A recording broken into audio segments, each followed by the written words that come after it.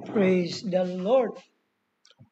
Purihin po ang Panginoon. Magandang araw po sa inyong lahat. Meron pong tanong na gusto kong sagutan sa pag-aaral natin ito. Yung may kaugnayan po ito doon sa tinatalakay natin itong mga nakaraang pagtuturo natin. Ito po yung tanong mga kapatid at sasagutan natin ito baka sakaling makatulong doon sa mayroong kaparehong katanungan. Praise God. Ang tanong pong ito ay galing kay Pastor Jacob Melmeda.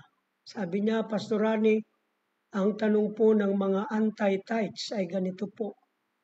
Ang mga Kristiyano ba sa bagong tipan ay nagta-tithes? Yung mababasa po mismo sa New Testament ang tinatanong nila. Dahil most of the verses in New Testament na binabanggit ang tithes, ayon sa scholars, ay result ng out of context, eisegesis at misinterpretation. Pag sinabi nating eisegesis, you are putting meaning into the text. Sagutin natin ito ayon sa Bible. Yung iba, sasabihin lang na out of context yung sinasabi natin tungkol sa tithing. Pero gusto ko pong maintindihan natin ito ayon sa sinasabi ng Biblia. At ang paraan na gagamitin natin ngayon sa pag-interpret ay yung tinatawag na scripture, interpret scripture. So mas maganda po yun kung ano yung sinasabi ng Biblia. Ngayon, doon sa tanong na, ano ba yung tanong ulit? Ang mga Kristiyano ba sa bagong tipan ay nagta-tithes? Yeah. Nagta-tithes ba? Yung mababasa, yun ang sabi ni Pastor Jacob, yung mababasa sa Biblia. So ito po yung sagot natin dyan. Actually, ay wala pong specific verse na nagpapakitang ang mga Kristiyano ay actual na nagbigay ng ikapo. Praise God. Pero hindi nangangahulugan na wala na talagang nagbigay nito o nagsagawa nito. Anong ibig ko pong sabihin? Sa Biblia po kasi, lalo sa New Testament, dahil New Testament ang pinag-uusapan natin, may mga malinaw na iniutos ang Panginoon, pati ang mga alagad, pero walang kasaysayan o record ng aktwal na pagtupad nila mismo sa bagong tipan. Kumbaga mayroong utos pero walang aktwal na record o walang record ng aktwal na pagsasagawa nito. Bigyan ko po kayo ng halimbawa. Praise God. Sa Juan Kapitulo 13, yan. Mag-comment po kayo kung meron kayong mababasang aktwal na pagsasagawa nito. Tingnan natin, sa John chapter 13, medyo mabagal lang po yung response ng computer natin, pero yan, antabayanan nyo lang po, yan. John chapter 13 verse 14. Yan. Ito po, basahin natin. Ang sabi ng Panginoon, kung ako nga na Panginoon at Guro ay naghugas ng inyong mga paa, kayo naman ay nararapat ding mangaghugasan ng mga paa ng isa't isa, sapagkat kayo'y binigyan ko ng halimbawa upang gawin naman ninyo ayon sa ginawa ko sa inyo. So narito po ang isang klaradong utos ng ating Panginoon. Kasi yung John chapter 13, dyan po na-record yung ginawang paghuhugas ni Kristo sa mga paa ng mga alagad. Yan. Hinugasan niya yung paa ng mga alagad. At yan po naman ay pagpapakita ng isang kumbaga katangian na dapat pinapraktis ng Kristiyano. Yun po ay nagpapakita ng pagpapakumbaba. Ngayon, si Kristo ay nag-perform ng foot washing o paghuhugas ng paa. Ngayon, nung ginawa niya ito, Sinabi niya sa mga alagad, kung siya raw na Panginoon at Guro naghugas ng mga paa, paa ng mga alagad. Sabi niya, kayo naman ay nararapat ding mangaghugasan ng mga paa ng isa't isa. So ang tanong natin ay, meron ba kayong mababasa sa Biblia na aktwal na naghugasan ng paa ang mga alagad? Kung mayroon, di pako-comment nyo. Kasi ako po, wala akong nabasa. Pero naniniwala po ako na yung utos na yun ng Panginoon, ginawa ng mga alagad yun. Personal opinion ko yun. Amen. Okay. Isa pa sa mga klaradong iniutos sa Biblia. Si Pablo, may iniutos siya kay Timoteo. Tingnan natin. 1 Timothy chapter 5, verse 23. Okay. So ito po yung mababasa natin sa Biblia. Huwag kang iinom pa ng tubig lamang, kundi gumamit ka ng kaunting alak dahil sa iyong sikmura at sa iyong madalas na pagkakasakit. Alright. So itong talatang ito ay maliwanag na si Pablo ay may iniutos kay Timoteo. Kumbaga, nakita ni Pablo na kailangan ni Timoteo ng, alam na, yung medicinal wine. Inutusan siya ni Pablo, huwag kang iinom pa ng tubig. Drink no more wine. Huwag ng tubig ang iinumin mo, kundi gumamit ka ng kaunting alak. Siguro ihahalo doon sa tubig, ano? Ano ang dahilan? Ano ang purpose? Dahil sa iyong sikmura at sa iyong madalas na pagkakasakit. Yan. Bagamat ang talatang ito ay ginagamit ng ilan para kumbaga ay ipalusot yung kanilang ginagawa na pwedeng uminom ng alak. Ito may purpose, di ba? May purpose. Sabi ni Pablo, wag lang tubig ang iinumin mo. Huwag kang iinom pa ng tubig lamang, kundi gumamit ka ng kaunting alak. So ngayon ang tanong natin ay, si Timoteo ba, mayroon ba tayong nakita na talata sa Biblia na aktwal na ginawa ito ni Timoteo? Praise God. Wala po tayong mabasa mga kapatid, ano? Ewan ko lang, pero wala akong nabasa na itong utos na ito ni Pablo ay aktwal na ginawa ni Timoteo. Wala po akong babasang gano'n. Pero hindi ibig sabihin na hindi nakasulat ay hindi na ginawa ni Timoteo. Siguro nakukuha nyo ang ibig kong sabihin. Gayon din po sa tithing sa New Testament. Walang record ng aktwal na pagbibigay, pero mayroong utos patungkol dito na dapat gagawin ng Kristiyano. Alam nyo, hindi kasi issue sa early Christian, ano? Hindi issue sa kanila yung tithing. Kaya marahil ay hindi na nai-record, praise God, yung aktwal na pagbibigay nito. Pero kung tatanggapin natin, maliwanag po na may utos sa New Testament. At kung i-analyze natin, kailangan lang namang gamitan ng kaunting pag-aanalisa. Ma-analyze natin sa mga sa talata na meron din talagang nagbigay. Ipapakita ko po sa inyo. Pero unang-una na, yung tinatawag nating pag-endorso ng ating Panginoong Kristo tungkol sa pagbibigay ng ikasampung bahagi. Basahin natin yung Mateo 23. Alam ng marami yan, mga kapatid, ano? Mateo 23, talatang 23. Ganito po ang ating mababasa. Yan. Sa aba ninyo, mga eskriba at mga pariseyo, mga mapagpaimbabaw, sapagkat nangagbibigay kayo ng sa ikapo ng yerbabuena at ng anis at ng kumino, at inyong pinababaya ang di ginagawa ang lalong mahalagang bagay ng kautusan, na dili iba't ang katarungan at ang pagkahabag at ang pananampalataya. Datapwat dapat sana ninyong gawin ang mga ito at huwag pabaya ang di gawin yaong iba. Alright. So dito, maliwanag bagamat nung sinabi ito ng Panginoong Kristo, ang Israel, ay nasasakop pa ng kautusan. Pero sa talatang ito, maliwanag na hindi kinukontra ng Panginoon ang tithing.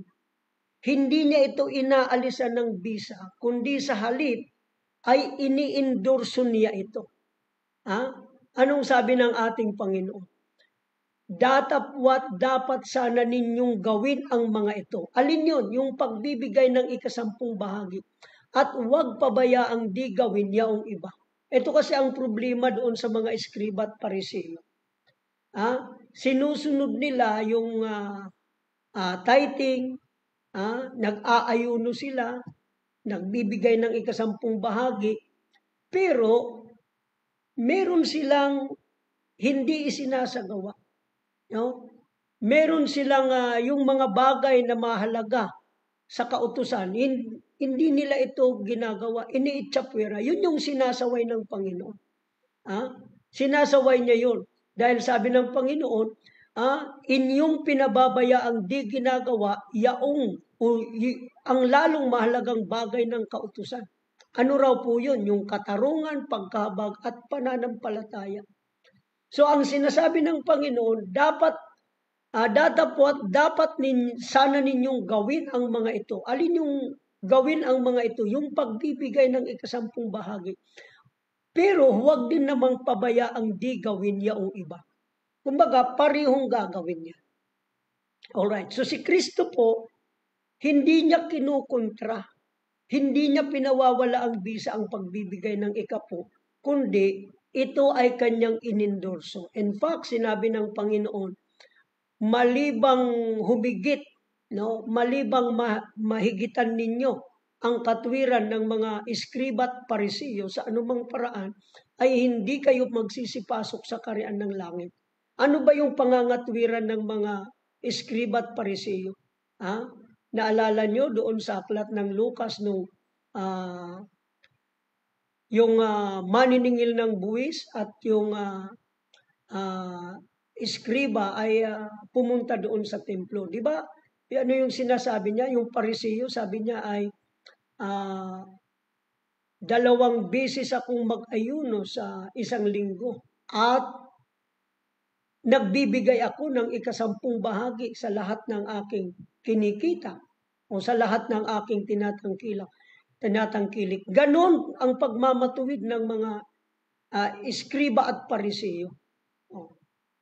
Di ba? Nagbibigay sila ng ikasampung bahagi. So, gaya ng aking naituro na karaan, paano natin mahihigitan yun?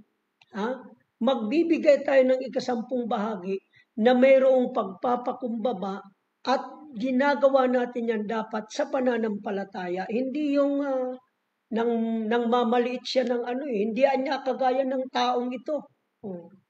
Kumbaga ay ibinababa niya yung kalagayan nung tao na yun. Alright. So, ulitin ko po, ang tithing ini-endorse ng ating Panginoon. Hindi po ito pinawawalang bisa. Alright. Meron pang isang talata. Dito, kapag ginamitan natin ng pang-uunawa, maiintindihan natin na mayroong pagbibigay ng ikasampung bahagi sa New Testament. Okay. Tingnan natin ang nakasulat sa aklat ng Mateo 5. Matthew chapter 5, verse 17. Okay. Ganito po ang mababasa natin. Matthew chapter 5, verse 17. Huwag ninyong isiping ako'y naparito upang sirain ang kautusan o ang mga propeta. Ako'y naparito hindi upang sirain, kundi upang ganapin. Maliwanag sa talata na yan, yung layunin bakit naparito si Kristo. Hindi niya sinira ang kautusan. Hindi ako naparito upang sirain ang kautusan o ang mga propeta. Sabi ni Kristo, ako'y naparito hindi upang sirain, kundi upang ganapin. Maliwanag na alam natin na ang tithing nung ibigay ng Diyos ang kautusan kay Moises, kasama doon sa kautusan ang pagbibigay ng ikasampung bahagi. Na yan po naman ay ipinatutupad, ang binigyan ng authority para tumanggap niyan ay ang mga Levita. Yan. O ngayon, sabi ng Biblia, naparito si Kristo upang ito'y kanyang ganapin. So ginawa ni Kristo. Kapag sinabi mong ganapin o ginawa, nagbigay si Jesus Christ. Ginanap niya yun. At bilang isang Hudyo, naiintindihan niya yung batas na yan. Kaya ginanap yan ng ating Panginoong Kristo. Ngayon, merong idea tayong makikita dito sa 1 Corinthians. Tingnan ninyo yung sinasabi ni Apostol Pablo. 1 Corinthians chapter 11, verse 1. Ito po yung sabi ni Apostol Pablo. Maging tagatulad kayo sa akin, nagaya ko naman kay Kristo. Yan. Maging tagatulad kayo sa akin, nagaya ko naman kay Kristo. Yung salitang tagatulad yan sa English ay followers. Yan. Followers or imitator. No? Sa Greek word, mimetes yata yun, kung di ako nagkakamali. No? Ang ibig sabihin ay imitator. Ginagaya mo. Ngayon, kung si Kristo po tinupad ang kautusan at kabilang sa pagtupad ng kautusan ay ang pagbibigay ng ikasampung bahagi, sabi ni Pablo, tumulad kayo sa akin, magsitulad kayo sa akin. Be ye imitators of me as I imitate Christ. Gaya ko naman kay Kristo. So kung si Kristo nagbigay, tinularan ni Pablo, mayroong nagbigay. Si Apostol Pablo. At in essence, iniuutos niya na kung paano niya tinularan si Kristo, ganun din daw natin tutularan siya. O kung paano si Pablo ay tumutulad kay Kristo, gayon din tayo dapat tumulad sa kanya. So kung si Kristo nagbigay si Pablo. At inutusan tayo ni Pablo na magbigay din ng ikasampung bahagi. Amen. So isa pa sa punto na gusto kong maintindihan natin, sa New Testament, no, kapag binasa mo yung 1 Corinthians chapter 9, mula verse 1 hanggang verse 15, no, ipinapaliwanag dyan ni Pablo yung karapatan niya bilang manggagawa. No? Yung karapatan niyang tumanggap ng suporta at kabuhayan mula sa kanyang paglilingkod. In fact, sinasabi ni Pablo, kayo yung ebidensya ng aking pagka-apostol. At yung ebidensya na yan, nagpapahiwatig lang mga kapatid na mayroong karapatan si Pablo. No? Pero hindi niya ginagamit yung karapatan na yun. Tingnan natin yung nakasulat sa unang Korinto para lang maintindihan natin. Chapter 9.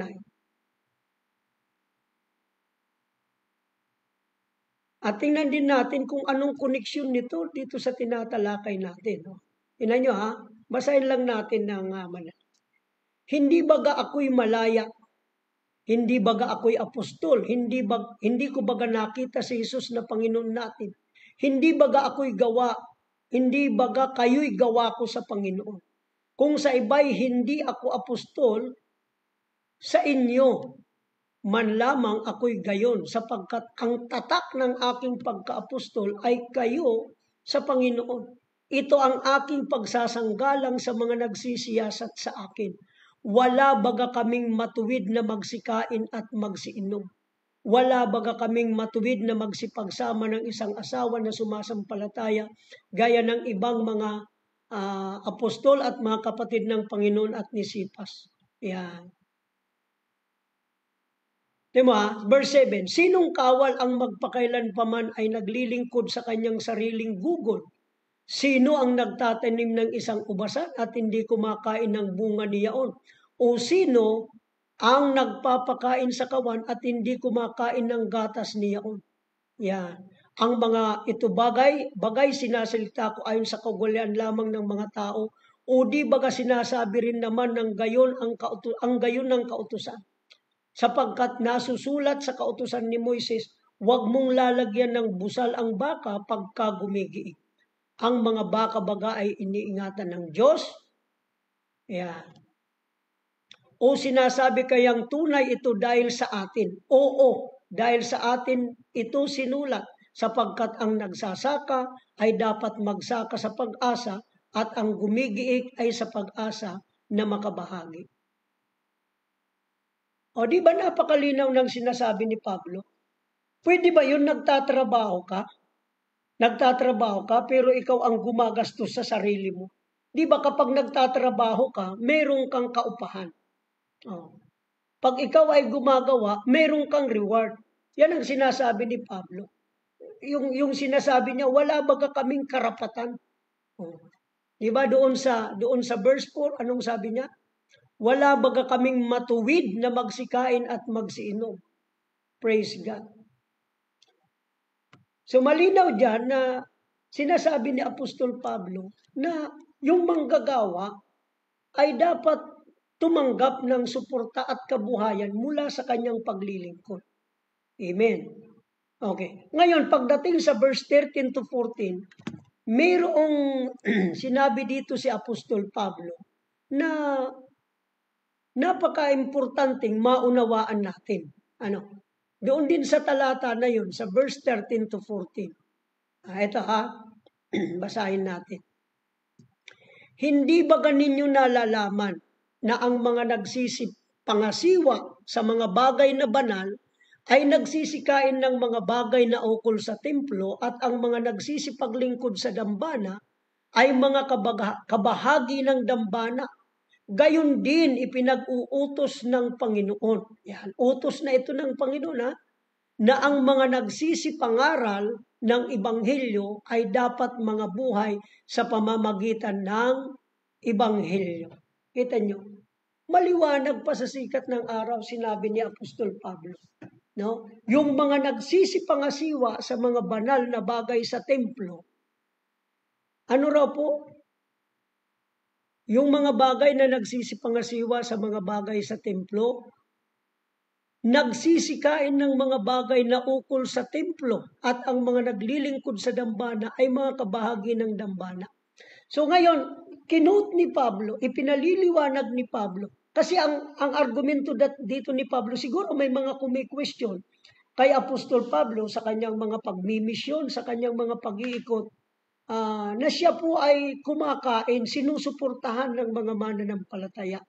So kinu-question siguro yon kay Apostol Pablo, kaya ipinaliwanag ni Pablo. Kapag ikaw ay nagtrabaho, natural, meron kang kaupahan.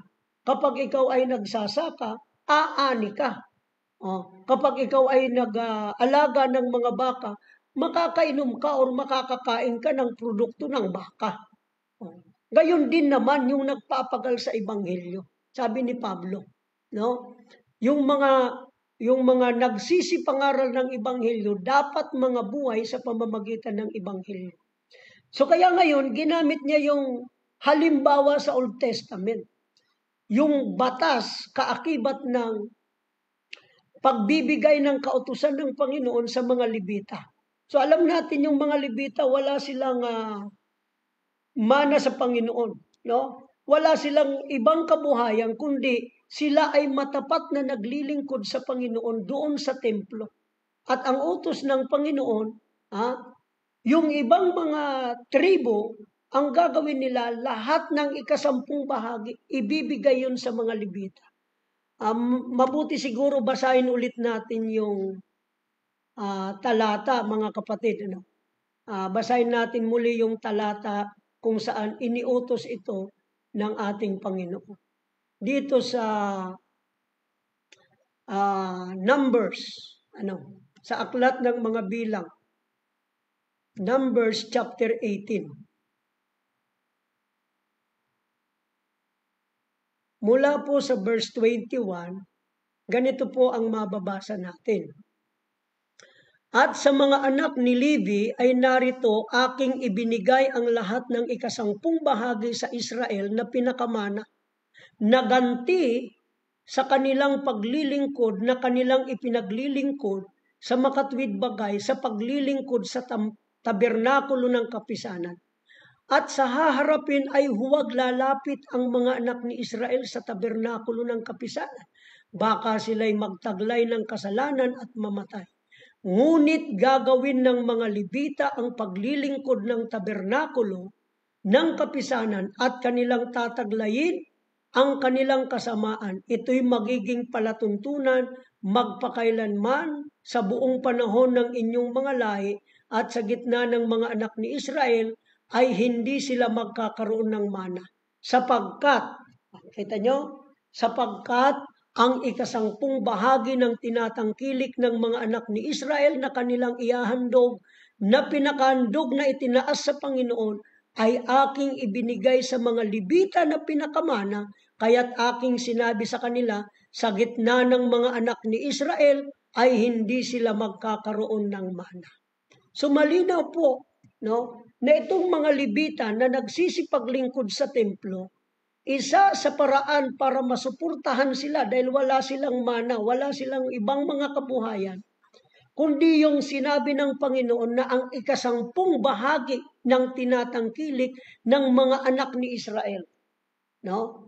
Dahil sila yung naglilingkod sa templo, ibibigay sa kanila bilang mana ng Diyos sa kanila yung ikasampung bahagi. Lahat po ng tinatangkilik, lahat ng kanilang kabuhayan, kanilang mga income, doon sa kanilang mga trabaho, sa kanilang kawan, sa lahat, yung ibang tribo, yung ikasampung bahagi, ibibigay nila sa mga Levita. Amen. So isa lang yun, yung tinatawag na ikasampung bahagi, isa lang yun. Ano pa yung mga sumusuporta sa kanila para sa kanilang kabuhayan? Yung tinatawag po mga kapatid na mga handog, may bahagi sila doon. No? Tingnan natin sa aklat po ng Deuteronomy. Makikita natin yan dito mga kapatid. Deuteronomy chapter 18.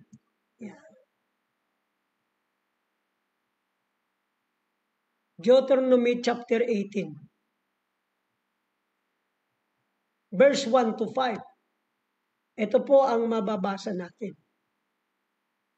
Ang mga saserdote na mga Levita, ang buong lipi ni Levi, ay hindi magkakaroon ng bahagi ni mana na kasama ng Israel. Sila'y kakain ng mga handog sa Panginoon na pinaraan sa apoy at ng kanyang mana. At sila'y hindi magkakaroon ng mana na kasama ng kanilang mga kapatid. Ang Panginoon ang kanilang mana, gaya ng sinalita niya sa kanila.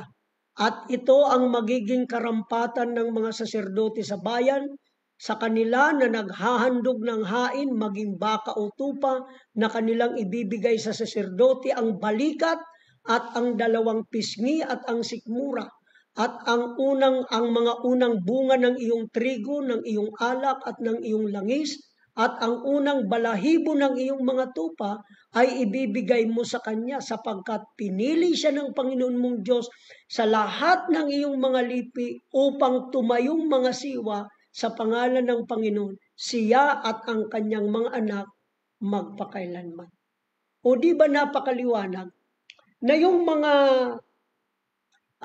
mga naglilingkod sa templo, ang source of income nila o yung support na matatanggap nila sa kanilang paglilingkod sa templo ay nanggagaling sa ikasampung bahagi at sa mga handog. Yung mga naghandog ng baka, naghandog ng tupa, matapos nilang gawin yung mga Levita, matapos nilang ihandog yung para sa Panginoon, may mga tira doon at may mga bahagi roon na yun ay para sa kanila. Kaya ganoon ka-espesyal ang pagtrato ng Panginoon sa mga naglilingkod doon sa templo. Bakit aalisan ngayon ng karapatan ng iba? Sabi ni Pablo, may karapatan ako. Kaya ipinaliwanag niya yan eh. Yung mga naglilingkod sa templo, sila ay kumakain, sila ay nagiging kabahagi ng mga handog doon sa templo. Amen. Praise God. So gayon din ang mga manggagawa ngayon. Kaya nga, ang nangyari sa Israel yung kapag binasa niyo sa Nehemiah chapter 13, yung mga Levita, hindi na nila ginampanan yung tungkulin nila doon sa tabernakulo dahil hindi na sila binibigyan ng ikasampung bahagi. So sila po ay naghanap buhay na. Amen. Sabi nga ni Nehemiah, kinalimutan nyo yung tungkulin nyo sa mga Levita. At pagdating sa Malakay chapter 3, dahil hindi na ginagawa ng mga Israelita yung kanilang gampanin, tungkulin sa mga Levita, anong ginawa ng Panginoon? Sinabihan sila ng Panginoon, nanakawan ba ng tao ang Diyos? Oo, gayon may ninanakawan ninyo ako. Sabi ng mga Israelita, sa ano ka namin ninanakawan? Sabi ng Panginoon, sa mga ikasampung bahagi at mga kaloob. So kaya, yung financial system, support system para sa mga naglilingkod sa templo, sa mga gumagawa sa gawain ng Diyos, nananatili po yan. Wala pong panibagong programa ng pagsuporta. Kung mayroon mang ginagawa ang iba, imbento na nila yun. Sa Biblia, tithes and offering ang support para sa mga nagpapagamit sa gawain ng Diyos sa templo. No, gayon din ang mga nangangaral ng ebanghelyo. Yun ang pinakasuporta nila. Kaya hindi maiiwasan. Minsan may mga lingkod ng Diyos na sabihin na nating nagsa-sideline o gumagawa ng ibang mga gawain sa halip na pumuko sa gawain. Bakit? Kasi kinakalimutan nga ng mga mananampalataya ang kanilang gampanin. So kaya kung gagampanan lang yan naman, siguro yung mga pastor ay talagang focus sa gawain, sa paglilingkod sa ating Panginoon. Amen. So, yan po yung sagot natin. Pasensya na, medyo mahaba yung sagot natin. Alam niyo kung bakit bakit mahaba yung sagot natin? Gusto nating maging klarado, maging malinaw. Amen. Meron bang aktual na nagbigay ng ikasampung bahagi? Kung i-analyze ninyo, si Pablo nagbigay. Kasi tinularan niya si Kristo. At iniuutos niya, tularan daw natin siya, gaya ng pagtulad niya kay Kristo. Pero yung klarado talaga, yung klaradong nakasulat na nagbigay ng ikasampung bahagi ang mga mananampalataya sa New Testament, wala tayong klaradong mababasang ganyan. Pero hindi nangangahulugan na hindi nila sinunod, ginanap ang ipinag-uutos. So ang malinaw ngayon sa New Testament, merong utos. Si Kristo in-endorse niya yan. Amen. Si Kristo ginanap niya yan. Praise the Lord. Amen. At si Pablo, ipinaliwanag niya kung papaanong dapat suportahan ang mga manggagawa ng ating Panginoon. Siguro sa susunod, sa susunod, ipaliwanag naman natin yung Hebrew chapter 7. Kasi nabasa ko doon sa comment ni Pastor Jerry na mas mataas, itinaas yung level, kumbaga yung pagbibigay sa New Testament, hindi na-demote, kundi na itaas. Ipaliwanag natin yon. Bakit naging mataas? Sa susunod, ipapaliwanag natin yan. Bakit parang mas greater yung pagbibigay sa New Testament? Kasi nga, ipapaliwanag natin yan, yung priesthood. Yung priesthood. Alin ba yung mas mataas na priesthood? Yung Aaronic at saka Levitical priesthood o yung priesthood ni Melchizedek? So pag-aralan natin yan sa mga susunod at siguro hanggang dito lang po muna yung sagot natin doon sa tanong ni Pastor Jacob. Praise God. Medyo mahaba yung paliwanag natin pero hopefully mayroon po kayong naintindihan. At sa mga mananampalataya na naintindihan nyo naman siguro ang turo ng Biblia pag sumikapan natin gawin yan. Amen. Kaming mga pastor, nagtatites din po kami. Kung papaano sa Old Testament, merong tithes of tithes para sa mga high priest, kaming mga pastor may tithes of tithes din kami. No? Yung mga blessing na tinanggap namin, nagta-tithes din kami. Yan. Pinapadala namin sa headquarter.